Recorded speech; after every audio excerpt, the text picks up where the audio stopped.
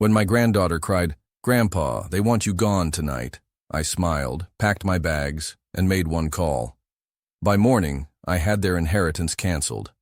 And that was just the beginning of my plan. Justice must be restored and arrogance punished. You won't believe what I did next. Before we continue, please subscribe to the channel and let us know where you're listening in the comments. I was sitting in my favorite armchair in what used to be the guest room, watching 8-year-old Emma color in her princess book, when she looked up at me with those big brown eyes full of confusion and hurt. "Grandpa, why does Mommy say you have to leave tonight? I don't want you to go." The innocent question hit me like a punch to the gut. For 3 months, I'd been living with my daughter Sarah and her husband Brad in what was supposed to be a temporary arrangement after my wife Margaret passed away. What started as grief support had somehow transformed into me becoming their live-in babysitter, housekeeper, and financial safety net while they treated me like an unwanted burden. "What exactly did Mommy say, sweetheart?" I asked, setting down my evening tea and giving Emma my full attention. Emma's lower lip trembled as she repeated the words that would change everything. "She told Daddy that you're getting too comfortable and they need their space back. She said you have to find somewhere else to live because they're tired of taking care of you. Taking care of me." The irony was breathtaking. For the past 3 months, I'd been the one taking care of everything while they lived their lives like carefree college students. I cooked their meals, cleaned their house, watched their children every weekend, and yes, I'd been quietly covering their mortgage payments when Brad's sales commissions fell short. Through the kitchen doorway, I could hear Sarah on the phone with her sister Jennifer, her voice carrying that particular tone of exasperation she used when discussing inconvenient problems. "I know it sounds harsh, Jen, but Dad's becoming too dependent on us. He shuffles around the house all day, expects dinner at 6 sharp, and honestly, it's cramping our style. Brad thinks we should give him until tonight to pack up and find somewhere else to go. We need our house back. Tonight. After everything I'd done for them, after supporting them through Brad's job troubles, after sacrificing my own grief process to help raise their children, they wanted me gone before sunset like some kind of vagrant who'd overstayed his welcome." I looked at Emma, still clutching her crayons, her small face twisted with worry about something she couldn't understand. The innocence in her eyes reminded me of Sarah at that age, back when family meant something more than convenience and financial benefit. "Don't worry, Princess," I said, managing a smile that didn't reach my eyes. "Grandpa will figure something out." But I wasn't just going to figure something out. I was going to teach them exactly what they were throwing away, and the education would begin tonight. The story of how I ended up in Sarah's house began 6 months earlier with Margaret's cancer diagnosis. My wife of 42 years had fought bravely for 8 months before losing her battle, leaving me not just heartbroken but completely lost in a house full of memories I wasn't ready to face alone. Sarah had insisted I come stay with them. "Just until you get back on your feet, Dad." It seemed like a natural arrangement. Their house in the upscale Riverside neighborhood had plenty of room, and I could help with Emma and 10-year-old Jake while processing my grief. What I didn't realize was that I'd become their solution to every problem they'd been avoiding. Within the first week, I discovered that Brad's real estate career was struggling more than they'd admitted. Commission-based work had become unreliable in the changing market, and they were 3 months behind on their $3,200 monthly mortgage payments. When I quietly transferred $9,600 to their account to prevent foreclosure, Sarah hugged me with tears in her eyes, calling me their guardian angel. That was mistake number 1. Once they realized I had both the means and the willingness to solve their financial problems, I became their personal bank. Over the next 3 months, my temporary help expanded systematically. First, it was their car payments when Brad's Lexus was about to be repossessed, $847 a month that I covered without question. Then their credit card minimums when Sarah's shopping habits caught up with their reduced income, another $1,200 monthly. The private school tuition for Emma and Jake when they faced enrollment cancellation, $2,400 per month that I paid directly to Riverside Academy because the children's education can't suffer. By month 2, I was covering their utilities, grocery bills, and even their dining out expenses because, "Dad, we can't let the kids see us struggling." Every week brought a new financial crisis that somehow became my responsibility to solve. The pool maintenance, the lawn service, the housekeeper they couldn't bear to let go. all of it falling to my retirement savings like water down a drain. But the money was just the beginning. I'd also become their unpaid domestic staff. Every morning I was up at 6 a.m. making breakfast for the family before Brad rushed off to show houses he wasn't selling, and Sarah left for her part-time job at the yoga studio. I packed the kids' lunches, drove them to school when Sarah was too stressed, and picked them up when Brad's schedule ran late. Evenings meant helping with homework while Sarah attended her book club or wine nights with friends. Weekends meant babysitting while they went out to dinner, to parties, or on day trips that somehow never included the burden of taking Grandpa along. I'd transformed from a grieving widower seeking comfort with family into a live-in servant who paid for the privilege of being ignored. The breaking point should have come 2 weeks ago when Sarah announced they were going on a weekend getaway to Napa Valley, adults only, of course. "Dad, you don't mind watching the kids, do you? We really need some couple time." The trip I funded with my credit card while staying home to handle their responsibilities. Instead, the breaking point came tonight, with an 8-year-old girl innocently repeating the words that revealed exactly how her parents saw me. A burden they were tired of carrying. Margaret would have been horrified. She'd raised Sarah to value family, respect her elders, and understand that love meant sacrifice. Somewhere along the way, Sarah had learned only how to take the sacrifice without giving the love.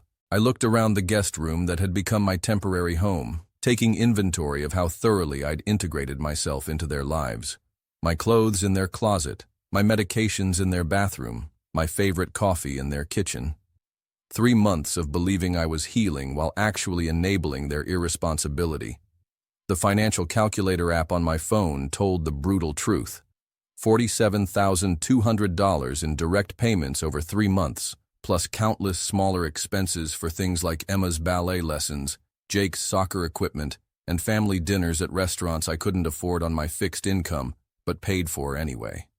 Nearly $50,000 to buy myself a place in a family that saw me as an inconvenience. Tonight, that investment was about to pay very different dividends than anyone expected. After Emma went to bed, I sat in the living room pretending to read while listening to Sarah and Brad discuss my future in the kitchen. Their voices carried clearly through the open concept design of the house I'd been helping to pay for. "I feel bad about the timing," Sarah was saying. "But honestly, Brad, he's becoming too dependent. Remember when we thought this would just be for a few weeks?" "I know, babe," Brad replied, and I could hear the clink of wine glasses. "But you have to admit, having him cover the mortgage these past months has been a lifesaver. Maybe we should ease into this transition." "That's exactly the problem. We can't keep relying on his money forever. It's not healthy for any of us. Besides, my book club friends are starting to ask questions about why my dad is always here. It's embarrassing. Embarrassing. I'd become an embarrassment to the daughter I'd raised, educated, and supported through every challenge in her 34 years of life." "What about the kids?" Brad asked. "Emma's really attached to him, and Jake loves having Grandpa help with his homework." "The kids will adjust. They're resilient. And honestly, it might be good for them to learn that Grandpa has his own life to live. We've been enabling his grief for too long. Enabling my grief. As if mourning the woman I'd loved for 4 decades was some kind of character flaw they'd been too kind to correct. I heard chair legs scraping against the hardwood floor I'd paid to have refinished last month when Sarah decided the house needed updating. "So we're really doing this tonight?" Brad asked. "It's better this way. Quick and clean, like removing a Band-Aid. I'll talk to him after the kids are asleep. We'll give him the weekend to find somewhere to go, help him look at some senior living communities. There are some nice places with activities and people his own age. Senior living communities. They'd already planned my exile to some institutional warehouse where inconvenient elderly parents went to die quietly out of sight. I closed my book and walked quietly to my room. But instead of packing, I opened my laptop and began making a different kind of list. For 3 months, I'd kept meticulous records of every financial transaction, every payment, every loan. What I discovered when I added it all up made my hands shake with rage. $47,200 in direct financial support. But that was just the obvious costs. The groceries I'd been buying for a family of 4, $1,800. Restaurant meals when they decided to treat Grandpa, $2,400. Gas for driving their children around, $600. Gifts for Emma and Jake because Grandpa spoils them, $1,200. The new refrigerator when theirs broke and they couldn't afford the repair, $2,800. Brad's golf membership that was essential for networking, $3,600. Sarah's yoga teacher training that was going to change her life, $4,500. The real total was $63,100 in 3 months. Over $21,000 per month to subsidize the lifestyle of 2 adults who saw me as a burden. But the money was just numbers. The real betrayal was in the details I'd been too blind to see. Like last week, when Sarah's friend Monica came for dinner and Sarah introduced me as Brad's grandfather, who's staying with us temporarily. Not her father. Brad's grandfather. As if acknowledging our relationship was somehow inappropriate. Or the way they'd moved my prescribed dinner time to 5:30 so they could eat together at 7 without me, claiming I preferred to eat earlier anyway. Or how they'd gradually stopped including me in weekend family activities, suggesting I might be more comfortable staying home and relaxing while they took Emma and Jake to parks, movies, and family events. I'd been systematically erased from their family narrative while bankrolling their lifestyle. The cruel irony was that my presence had actually improved their marriage. With me handling childcare, housework, and financial stress, Sarah and Brad had rediscovered their romance. Their weekend getaways, date nights, and spontaneous dinners out were all possible because Grandpa was home managing their responsibilities. But instead of gratitude, they'd developed resentment. My helpfulness had become evidence of my neediness. My financial support had become proof of my attempt to buy affection. My love for my granddaughter had become an inconvenient complication in their perfect life. At 9:47 p.m., Sarah knocked on my door with the hesitant rhythm of someone about to deliver bad news. "Dad, can we talk?" I opened the door to find her standing in the hallway, arms crossed defensively, already positioning herself for an uncomfortable conversation. "Of course, sweetheart. Come in." She remained in the doorway, maintaining physical distance that matched the emotional gap I was finally beginning to understand. "Dad, Brad and I have been talking, and we think it might be time for you to start looking into your own place again. You've been here for 3 months now, and while we've loved having you, we think it would be healthier for everyone if you had your own space." Healthier for everyone. The therapy speak buzzwords couldn't disguise what this really was. Eviction. "I see," I said calmly. "And what timeline did you have in mind?" Sarah's relief at my composed response was visible. She'd been expecting resistance, tears, or guilt trips. "Well, we were thinking maybe this weekend you could start looking at some options. There are some really nice senior communities in the area with great amenities and social activities. You might actually prefer having people your own age around." Senior communities. "Dad, you're 71 years old. Wouldn't it be nice to have friends who share your interests? Maybe join some clubs, play cards, take up hobbies. You've been so focused on helping us that you haven't had time to build your own social life." The patronizing tone was unmistakable. I was being dismissed like a child who needed guidance on making friends. "And you've discussed this with Brad?" "We both think it's for the best. The kids will miss you, of course, but they'll adjust, and we can have regular visits, Sunday dinners, holidays. It's not like you're disappearing from our lives. Sunday dinners, scheduled visitations with my own family, like a divorced parent earning supervised time with children." "I understand," I said, and I did. Finally, completely, I understood exactly what I meant to them. Sarah's smile was bright with relief. "I'm so glad you're taking this well, Dad. I was worried you might feel like we were pushing you out." "Not at all," I assured her. "You're absolutely right.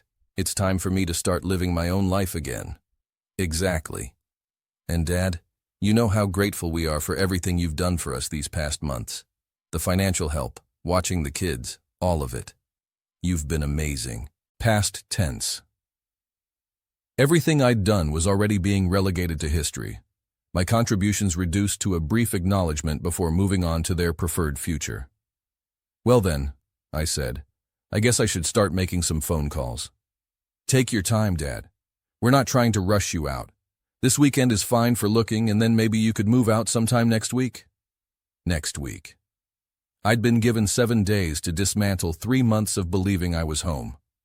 After Sarah left, I sat on the bed Margaret and I had shared for 4 decades, the bed I'd brought to their house because my room needed familiar furniture.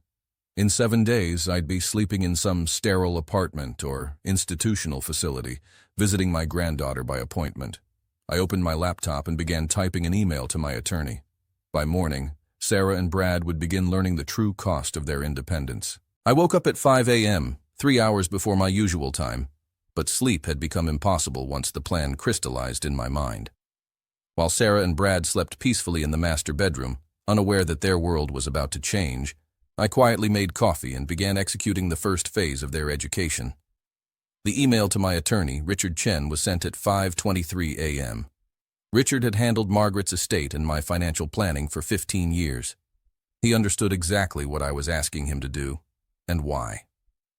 Richard, I need you to make immediate changes to my will and financial arrangements. Effective today, I'm removing Sarah and Brad as beneficiaries and establishing a trust for Emma and Jake's education only. Please also begin foreclosure proceedings on the second mortgage I hold on their property. Details attached. I'll be in your office this morning. The second email went to my financial advisor at 5:31 a.m., requesting immediate cessation of all automatic transfers to accounts belonging to my daughter and son-in-law. By 6 a.m., I had documentation of every payment I'd made on their behalf, printed and organized in a manila folder that would soon become evidence of their ingratitude. At 6:30, Emma wandered into the kitchen in her princess pajamas, rubbing sleepy eyes. "Morning, Grandpa. Are you making pancakes?" For 3 months, Saturday had meant pancakes with Emma while her parents slept until 9. Today would be different. "Not today, sweetheart. Grandpa has some important things to take care of." "Because you have to move away?" The question hit me in the chest. Emma had been thinking about this all night, processing the adult conversation she'd overheard with the simple logic of a child who loved her grandfather. "Emma, do you know why your parents want me to leave?" She shook her head, climbing onto the kitchen stool beside me. "They say you're getting too comfortable here, but I like having you comfortable here. What if I told you that Grandpa has been helping Mommy and Daddy with money for the house and food and lots of other things? Like how you bought my new bike. Exactly like that. And what if I told you that Grandpa won't be able to help them anymore if I don't live here?" Emma's 8-year-old mind worked through this problem with impressive speed. Would they be in trouble? They might have to make some big changes in how they live. But you could still help them, right? Even if you live somewhere else. This was the moment of truth. Emma deserved honesty, even if her parents had chosen manipulation. "Emma, when people tell you that you're not wanted somewhere, it means they don't think you're important enough to keep around. When that happens, you have to show them what life is like without you. Are you going to show Mommy and Daddy?" "I think I am, sweetheart." Emma considered this with the seriousness of a child processing adult disappointment. "Will you still visit me?" "Every week if you want me to." "Okay, but I think Mommy and Daddy are making a mistake." At 7:15 a.m., Brad stumbled into the kitchen looking for coffee, surprised to find me already dressed and Emma eating cereal instead of pancakes. "Early morning, Robert? You feeling okay?" The casual concern would have been touching if it weren't so obviously performative. "Actually, Brad, I wanted to thank you and Sarah for helping me see things clearly last night." "Oh, good." Sarah was worried you might take it the wrong way. "We really do think this will be better for everyone." "Absolutely. In fact, I've already started making the arrangements Sarah suggested." Brad's relief was visible. "That's great, Robert. Really great. What kind of timeline are you looking at?" "Well, I'll be leaving this morning, actually." The coffee mug froze halfway to Brad's lips. "This morning? Don't you think that's a little fast? Sarah mentioned you'd look at places this weekend." "I've decided to stay with my sister Helen while I figure out my next steps. But Brad, there is one thing we need to discuss." "Sure, of course. What's that?" I handed him the folder I'd prepared, watching his face change as he absorbed the financial documentation inside. "I wanted to make sure you and Sarah understood exactly what arrangements would be changing along with my living situation." Brad's face went pale as he scanned the mortgage documents, bank transfers, and payment records. Robert, I don't understand. What is this? That's a record of every payment I've made on your behalf over the past 3 months. The mortgage payments, car loans, credit cards, school tuition, utilities, groceries, and miscellaneous expenses. The total is $63,100. But these were gifts, right? I mean, family helping family? They were support payments for a father living with his daughter's family. Since I'm no longer living with the family, the support payments will naturally end. Brad's hands were shaking as he flipped through the documentation. You're cutting us off? Because we asked you to get your own place? I'm giving you the independence you requested. No more relying on Dad's money. No more taking care of the burden. You'll be free to live your own lives without my interference. Robert, you can't do this. We'll lose the house. Emma and Jake will have to change schools. Sarah will have to quit her job to watch the kids. Those sound like the kinds of problems independent adults solve for themselves. Sarah appeared in the kitchen doorway, drawn by the sound of urgent voices. Her hair was disheveled, and she was tying her robe as she walked. What's going on? Brad? Why do you look like someone died? Brad handed her the folder without speaking. I watched Sarah's face go through the same transformation as the numbers sank in. Dad, what is this supposed to mean? It means I'm respecting your decision, sweetheart. You want me to live independently, so I'm going to live independently. That includes financial independence. But we never said anything about money. You said I was too dependent on you. The dependency was entirely financial, Sarah. I was depending on your willingness to let me subsidize your lifestyle in exchange for a place to grieve my wife. Since that arrangement is no longer working for you, I'm ending it. Sarah sank into a kitchen chair, still staring at the numbers. Dad, we can't afford any of this without your help. Then perhaps you should have thought about that before deciding I was an embarrassment who needed to be managed into a senior living facility. The kitchen fell silent except for Emma crunching her cereal, oblivious to the financial earthquake happening around her breakfast. How long do we have? Brad asked quietly. The final mortgage payment from my account cleared yesterday. The next payment is due in 18 days. After that, it's your responsibility. 18 days? Sarah's voice cracked. Dad, you can't do this to us. We're your family. Yes, I said, picking up my car keys. We are. Remember that the next time you decide who belongs in this family and who doesn't. I drove to Richard Chen's law office with a sense of clarity I hadn't felt since Margaret's death. For 3 months, I'd been drifting through other people's expectations of what my grief should look like, how my recovery should progress, and what my role in their lives should be. This morning, I was finally making decisions based on what I needed and deserved. Richard's office was in a converted Victorian house downtown, the kind of place that charged premium rates for the illusion of old money respectability. I'd been paying those rates for 15 years because Richard understood that sometimes legal advice was really life advice. Robert, I got your email, Richard said, gesturing for me to sit in the leather chair across from his mahogany desk. This is quite a significant change from what we discussed during your estate planning last year. Circumstances have changed dramatically. Before we make any irreversible decisions, let me make sure I understand the situation completely. You've been living with your daughter's family for 3 months, providing substantial financial support, and now they've asked you to move out?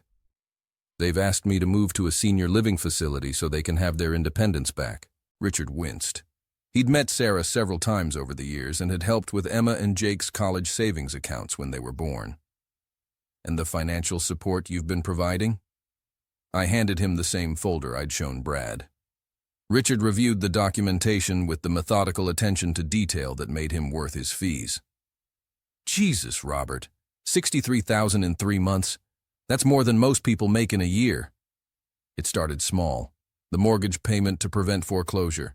Then the car payment, credit cards, school tuition. Each crisis became my emergency to solve. And now? Now I want to teach them what independence actually costs. Richard leaned back in his chair, studying me with the calculating look he used when determining whether a client was making decisions based on emotion or logic. Robert, I've known you for 15 years.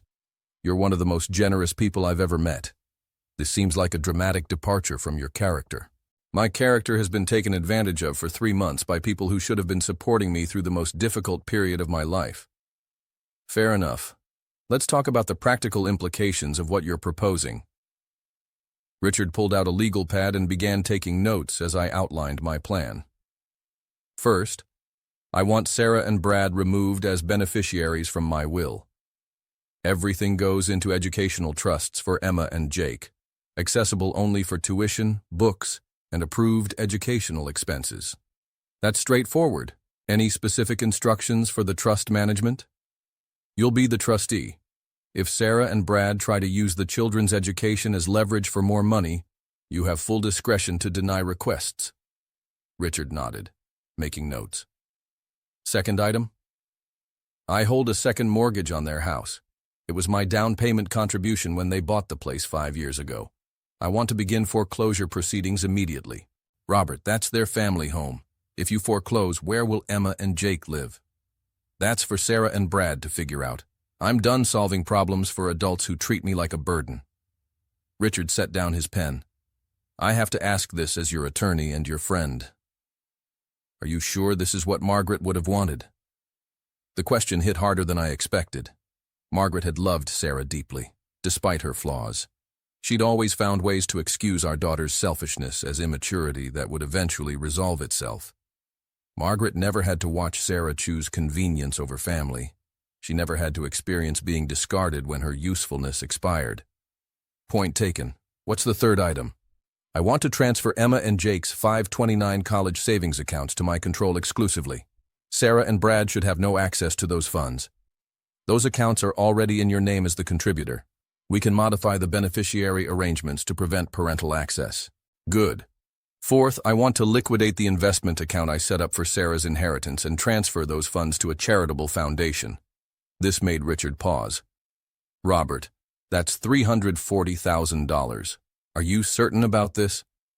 I'm certain that Sarah has already received her inheritance in the form of 3 months of financial support she neither appreciated nor reciprocated with basic respect.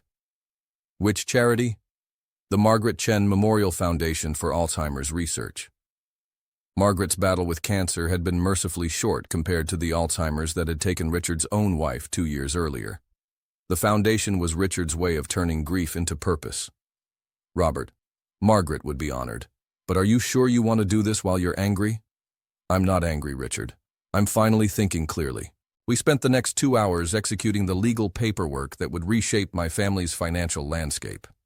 Power of attorney documents, trust modifications, beneficiary changes, and foreclosure notices. Each signature felt like removing another chain that had been binding me to people who saw my love as obligation. At 11:30 a.m., Richard handed me copies of all the documents we'd filed. The foreclosure notice will be delivered Monday morning. The bank account changes are effective immediately. The will modifications will be finalized by Wednesday. Thank you, Richard. Robert, one last thing. Have you thought about what happens next? Where will you live? What will your relationship with Sarah look like after this? I'll find an apartment downtown, something within walking distance of shops and restaurants. As for Sarah, that depends entirely on whether she learns anything from this experience. And Emma and Jake. They'll be fine. Children are resilient, right? That's what Sarah told me last night when she explained why removing me from their lives would be healthy for everyone. By noon, I was driving back to Sarah's house to collect my belongings. My phone had been ringing constantly since I left. 17 missed calls from Brad, 12 from Sarah, and 3 from numbers I didn't recognize. Probably friends or family members they'd recruited to talk sense into the crazy old man. I turned off the phone and drove in peaceful silence. The house was in chaos when I arrived. Sarah's car was in the driveway alongside Brad's Lexus and a Honda Civic I didn't recognize. Through the front window, I could see multiple people in the living room, gesturing animatedly in what appeared to be a crisis management meeting. I used my key to enter through the garage, avoiding the drama in the front of the house. Emma was in her room, playing with dolls and seemingly oblivious to the financial earthquake happening downstairs. Hi, Grandpa. Are you moving out now? I am, sweetheart. I wanted to say goodbye and give you something. I handed her a wrapped package I'd picked up on the way home from Richard's office. Inside was a beautiful jewelry box with a dancing ballerina, along with a note that read, "For Emma, who will always be Grandpa's princess. Remember that family means people who want you around, not people who put up with you. Love, Grandpa. Will you really visit me every week?" "Every Saturday, if your parents allow it. We'll have our own special time together." "What if they don't allow it?" The question showed a level of emotional intelligence that broke my heart. Emma had been listening to the conversations downstairs and understood that her relationship with me was now subject to her parents' approval. "Then we'll figure something else out. But Emma, no matter what happens, remember that Grandpa loves you and Jake very much." I packed my clothes quickly, loading everything into my car while the crisis meeting continued in the living room. 3 suitcases and 2 boxes, the physical remainder of 43 years of marriage and 71 years of life, at least the part that fit in other people's houses. As I was loading the last box, Sarah burst through the front door with the desperate energy of someone whose world was collapsing. "Dad, thank God you're still here. We need to talk." "I think we covered everything this morning, sweetheart." "Dad, please. We had no idea how much you'd been helping us financially. If we'd known, we never would have asked you to leave." The admission was telling. They'd been happy to accept my money as long as they could pretend it wasn't significant enough to create obligation. "Sarah, you knew exactly how much I was helping you. You asked me to cover the mortgage. You asked me to pay for Emma's dance classes and Jake's soccer league. You asked me to cover Brad's car payment when he couldn't make sales. But we thought that was just temporary help, not this." She gestured at the financial documents Brad was still clutching in the living room. Everything was temporary, apparently, including my place in this family. "Dad, that's not fair. We love having you here. We just thought you needed more independence. And now I have it." Sarah's composure finally cracked. "Dad, we're going to lose everything. The house, the kids' school, everything we've built. Then you'll build something else. Something you can actually afford." "With what money? Brad's commissions are barely covering food and gas. I can't work full-time with the kids' schedules. We need you." There it was. The truth that had been hidden under 3 months of taking me for granted. They needed me, but only my money, not my presence. "Sarah, you told me last night that you were tired of taking care of me. Today you're telling me you need me to take care of you. Which is it?" She stood in the driveway, tears streaming down her face, finally understanding the choice she'd made. "Dad, I'm sorry. I said things I didn't mean. I was frustrated and tired. But I didn't mean to hurt you. You meant every word, sweetheart. And now you get to live with the consequences." I got in my car and rolled down the window for one final exchange. "Dad, what can we do to fix this?" "You can learn to appreciate what you have before you lose it. You can treat family like family instead of like employees. And you can remember that respect isn't something you give when it's convenient." "Is there any way to change your mind?" I looked at the house I'd been helping to pay for, where I'd been treated like a burden for wanting to grieve my wife while staying close to my grandchildren. "We'll see, Sarah. We'll see."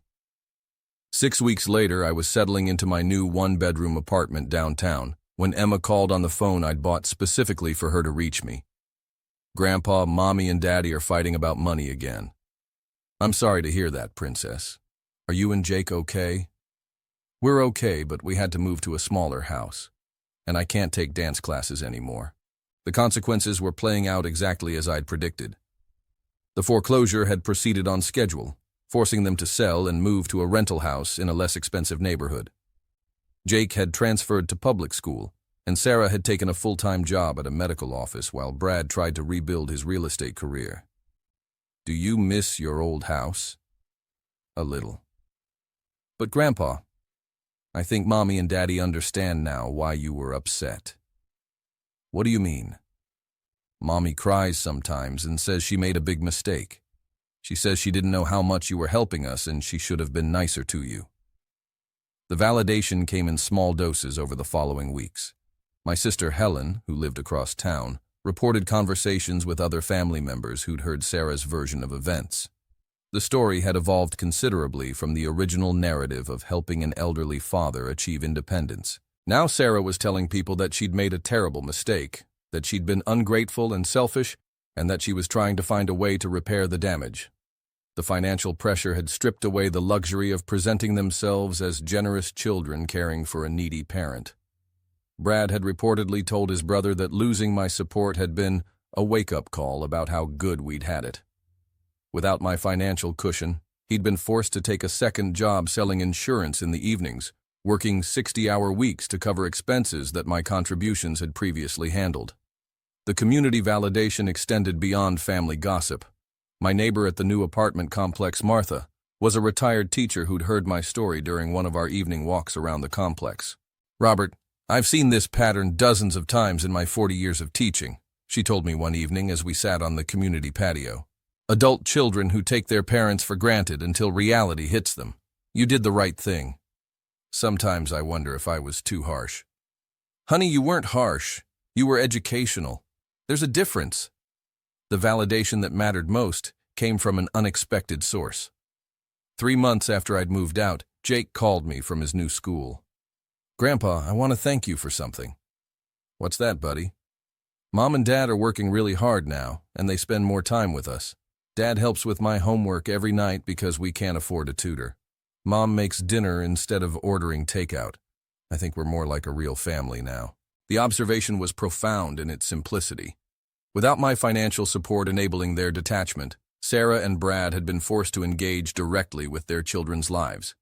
The crisis had inadvertently created the family dynamic that should have existed all along. "I'm glad to hear that, Jake." "Grandpa, do you think you'll ever come back?" "I don't think so, buddy, but that doesn't mean we can't see each other." The Saturday visits had become a highlight of my week.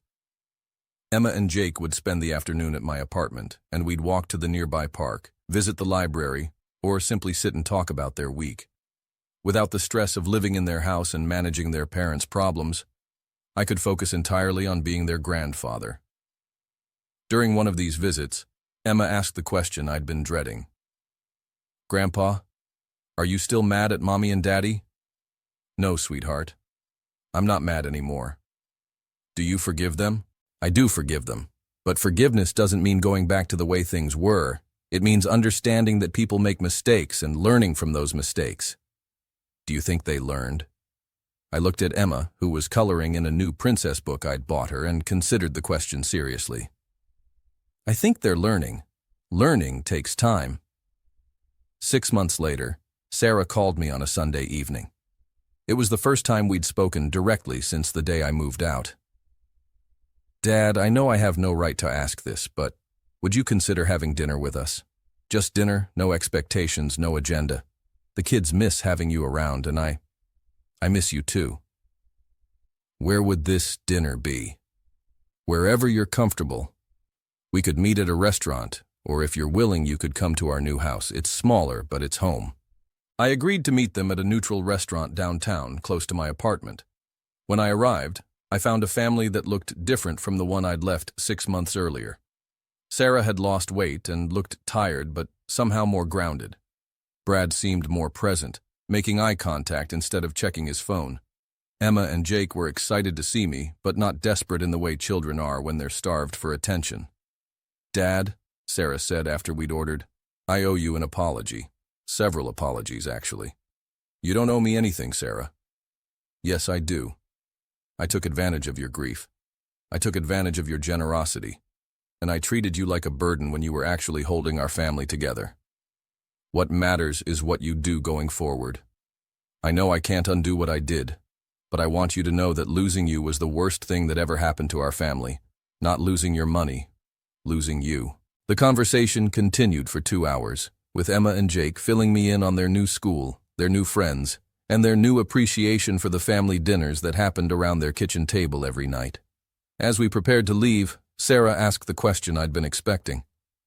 "Dad, is there any chance you'd consider moving back in with us? I know it's a lot to ask, but we're different people now. We understand what we lost."